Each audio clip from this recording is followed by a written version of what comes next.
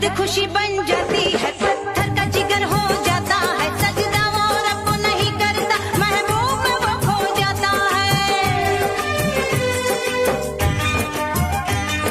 दोस्तों, आप सबको बताते हुए बहुत ही खुशी हो रही है कि आज फेसबुक पे मेरे लगभग 20,000 फॉलोअर कंप्लीट हो चुके हैं और ये सब कुछ आपके प्यार दुलार और आशीर्वाद से ही संभव हो पाया, अन्यथा कभी ये संभव नहीं हो सकता था।